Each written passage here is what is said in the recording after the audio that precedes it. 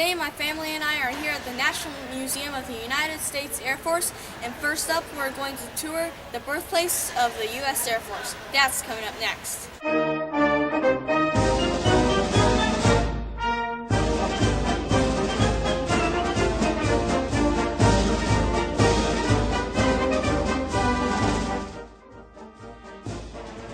This Douglas VC-54C Skymaster is the first aircraft intentionally built to fly the President of the United States. Carrying the Staff Transport VC designation, this aircraft was officially named the Flying White House.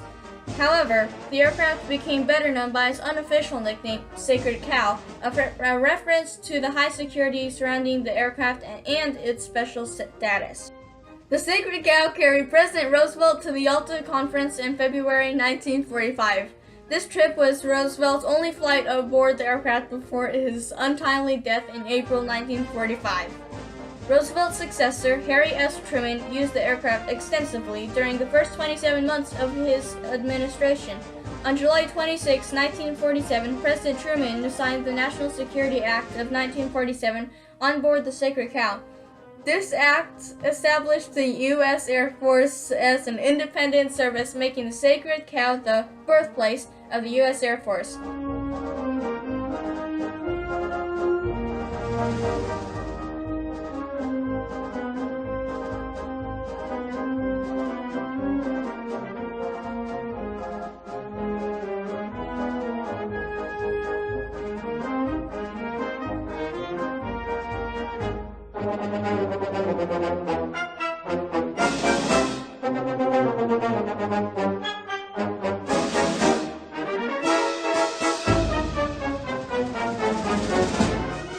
This Douglas VC-188 on display was the second aircraft built specifically to transport the President of the United States.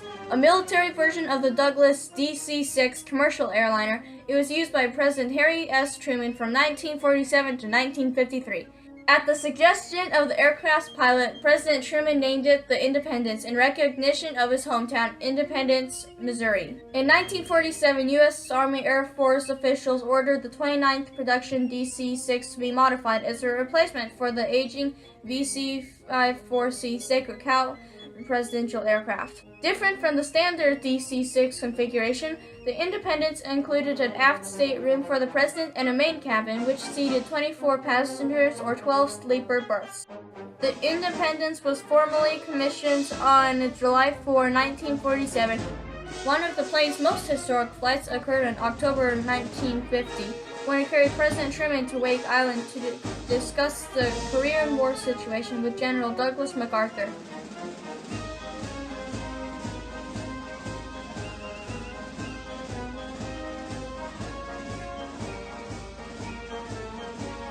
The aircraft on display, the only Lockheed VC-121E built, served as President Dwight D. Eisenhower's personal aircraft from 1954 until he left office in January 1961. A military version of the famous Lockheed L-1049 Super Constellation commercial airliner, it has a fuselage stretched 18 feet longer than in earlier versions. With more powerful engines, greater fuel capacity, and greater speed, these aircraft were popularly known as Super Connies.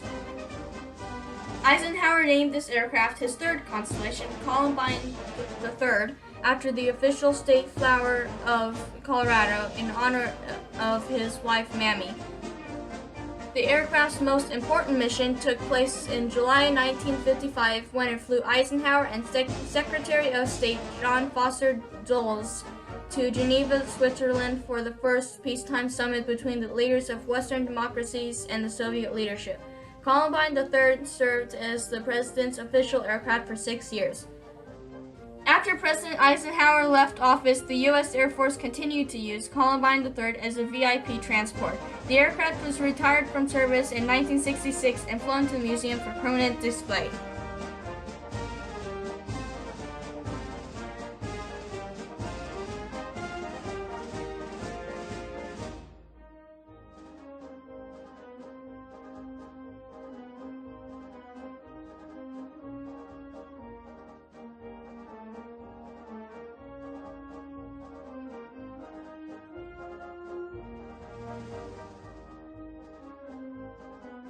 Thank you for watching this video of my family and I touring some presidential planes. I hope you enjoyed it. If you would like to see some more videos like this, be sure to check out my brother's YouTube channel at youtube.com/teamphotobug. This is Astro Allison signing out. I am having a blast with the past.